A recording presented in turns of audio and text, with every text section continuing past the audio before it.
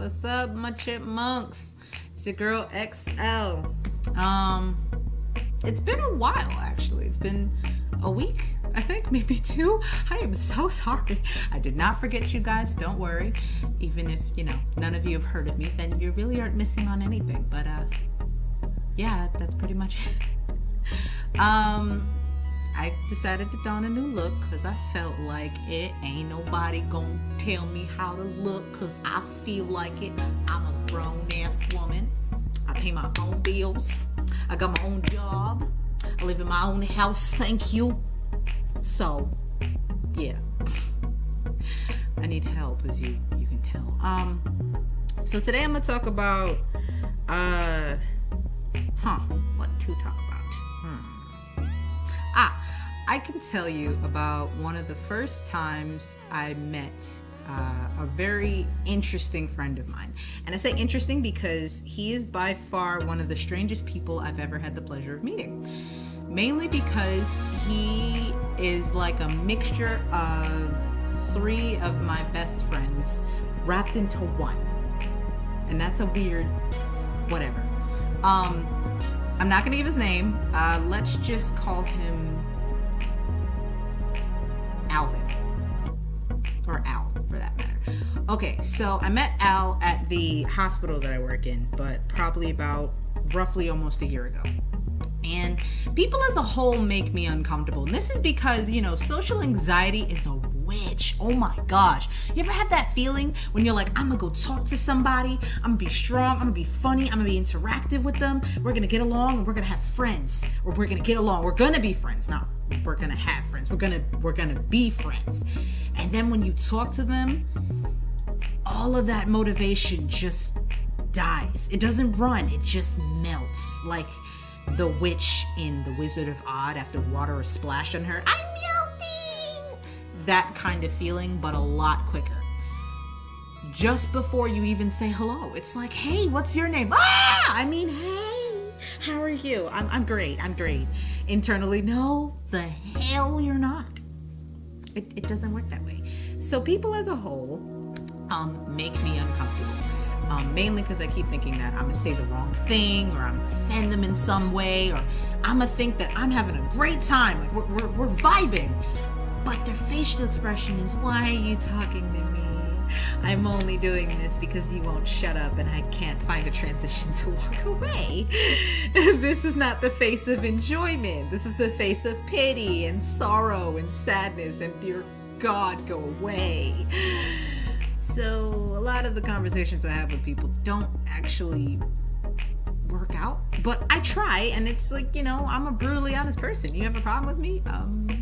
Tell me. I'm not a mind reader. I'm sorry. I would love to be. It would be amazing to have Professor X's abilities. Like, I would learn so much in those conversations, even without ever talking to those people. And I think that would make me feel better. Although, I have to say that having to hear all kinds of voices all at the same time, that might be a bit much. Just a smidge. And it also would make me come off as even stranger than I normally do on a regular basis. So yay! So probably the side effect of being able to have telekinesis. Anyway, so he was working on the same floor as I was, and the moment I met him, and I mean the moment I met him, not like it was love at first sight. Hell no, that's not how it was at all. The moment I met him, all of my anxiety died. Like, it was like,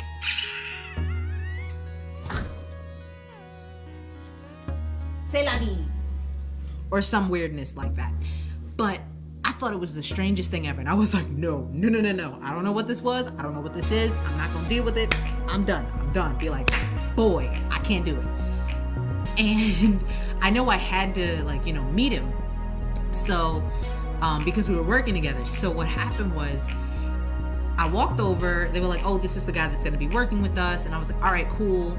So I had something in my hand, and just as he goes, hey, my name's Alvin, I said, hey, my name's Lady.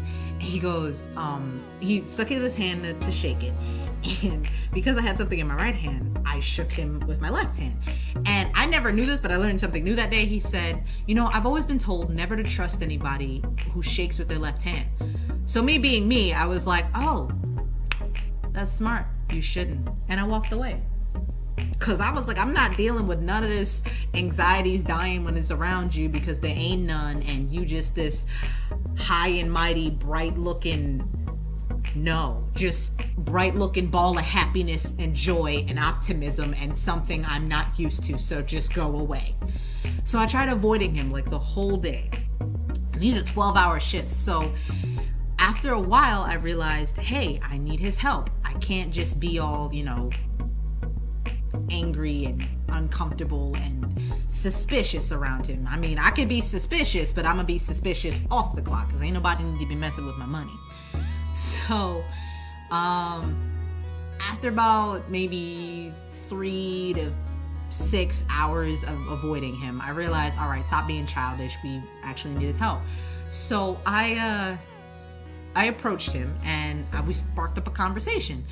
And my philosophy, the way that I go about talking to people is, there are 2 types.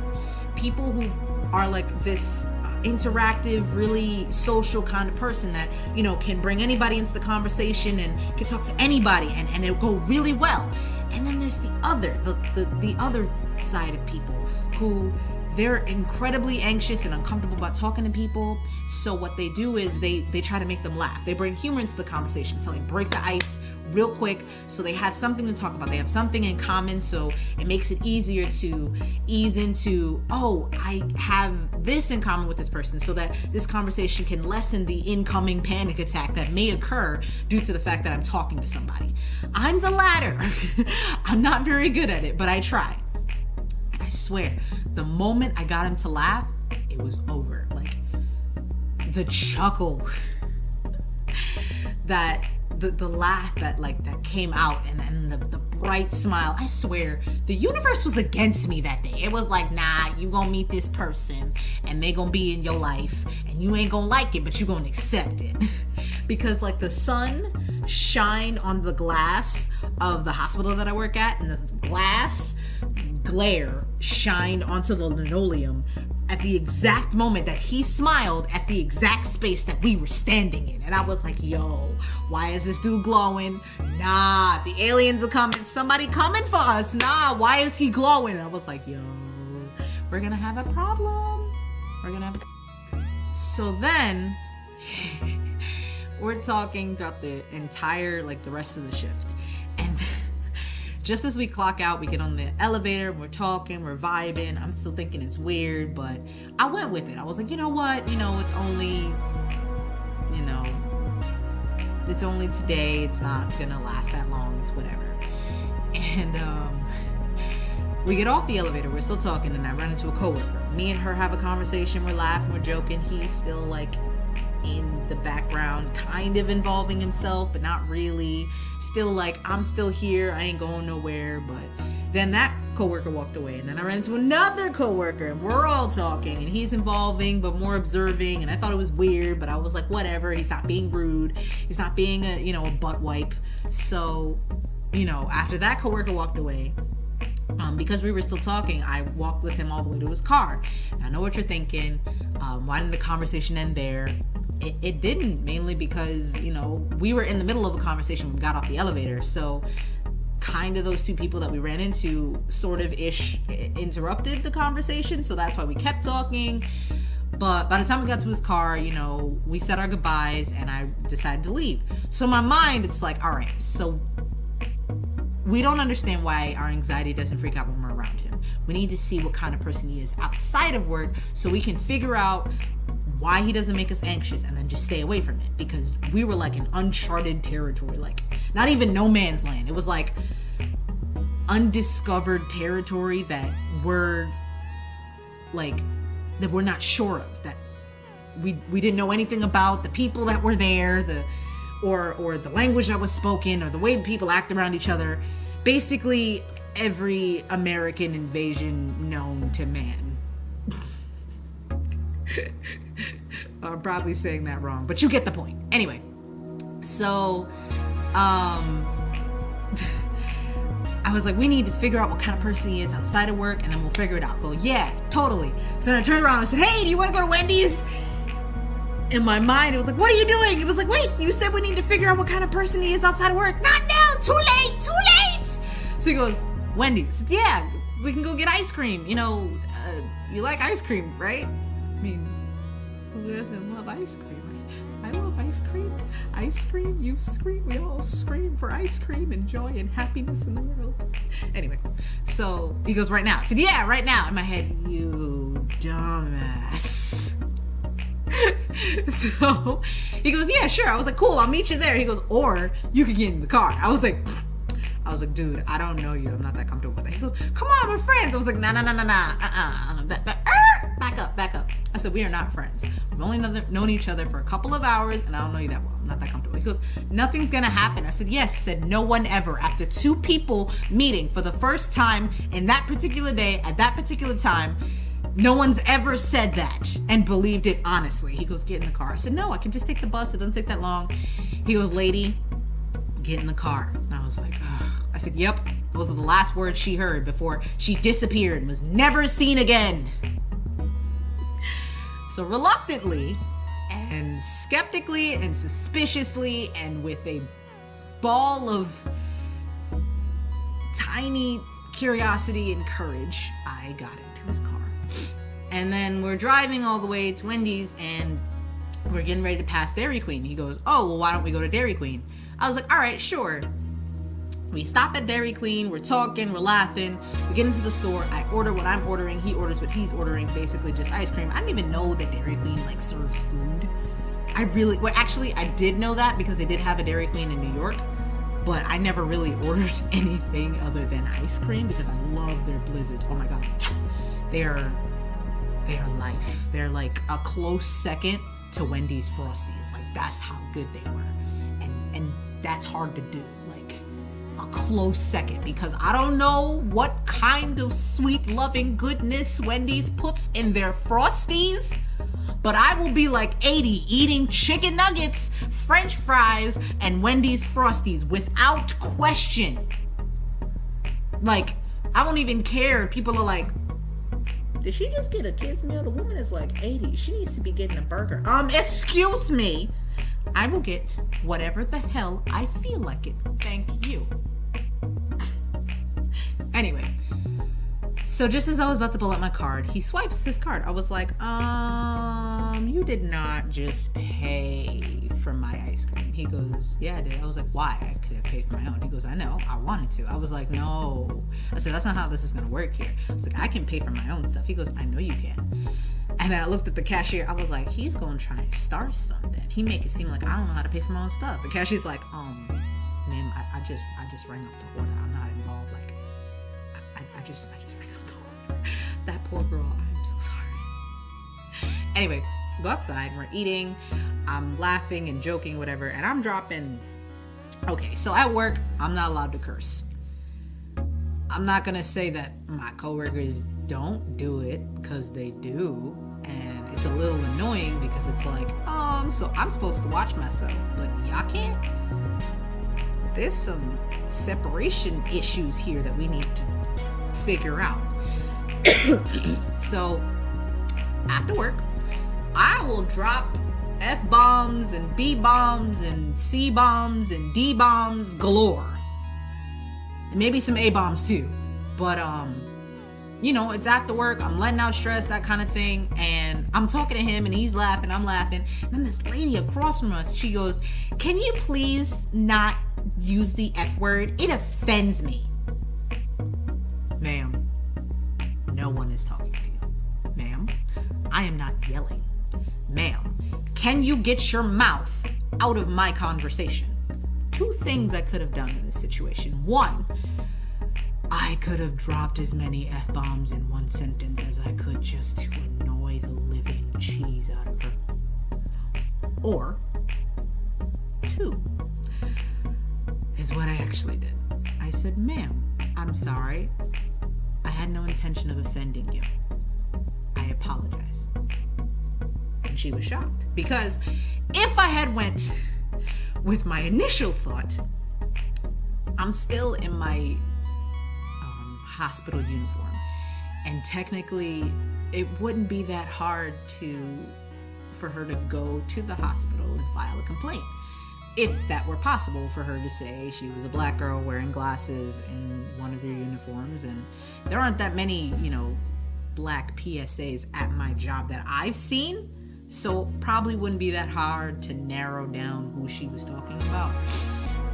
So I decided to go with the polite and friendlier version.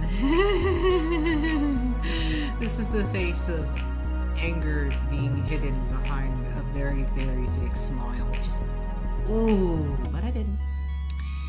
And she was shocked. She was like, oh, well, thank you. I was like, you're welcome.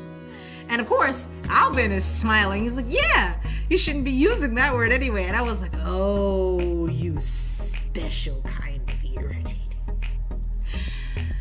And he was just eating it up. He was grilling me so bad. He was smiling all bright, like he was with her the whole time, but just didn't feel the need to say anything. And I was like, oh, you. Then she sparks off a conversation talking about how her one of her family members and their significant other, she's used to hearing them around the house say it all the time, and she deals with it then. She didn't want to deal with it when she was drinking her milkshake. And I'm just sitting there like, I really don't care, but all right. She got into her car and drove off. So we continued talking. We were laughing and joking, whatever. We getting to know each other. And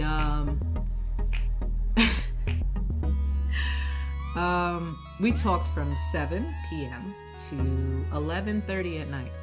And it was kind of funny because I usually take the bus to get home. And he tells me, he's like, hey, didn't you say that you take the bus to get home? I said, yes. And he goes, and then you said that the last bus was at 11:30? I said, yes. And he goes, isn't that the last bus going right now? And just as he said it, there was the last bus that was going. I was like, oh, you irritating sack of sweaty balls. He's like, well, I guess I'm giving you a ride home. I was like, oh, you irritating sack of sweaty balls. So I let him give me a ride home. We were joking and laughing or whatever, and we had made plans to hang out the next day because neither one of us were working. And he goes, oh, where do you live? I was like, I'm not telling you that. He goes, you're not going to tell me where you live? I said, no, I'm not going to do that. He goes, why not? I said, because we don't know each other that way. He goes, we're friends. I said, no, we are not friends. You haven't earned that yet. I said, we just met each other. And for me, you got to earn that title of friend. That means there's a level of trust that you have earned that I don't have to worry about whether or not, you're going to do some shadiness. I will, but not as much. And then by that time, like, I let him drop me off nearby one of the grocery stores that's like 2 blocks away from where I live. He goes, so you're not going to let me know where you live? I said, no, I'm not. You haven't earned that yet. He goes, huh. I like that. I like most girls. I was like, hold up, Al. First off, you're right. I'm not like one of those girls because of the fact that I am a grown-ass woman. So I don't know what kind of girls you've been hanging around, but you hanging around a woman now. He's like, oh, really? I said, yes, really. So that's how I met Alvin. Then we hung out another time. That's a story for another day. That's all I got for you today. I hope you guys really enjoyed this story as much as I enjoyed telling it. And until the next time, I upload every Sundays, and please leave your comments down below. Please like and subscribe. Thanks for listening or watching. Or, I hope I was able to brighten your day. If not, I can't please everybody.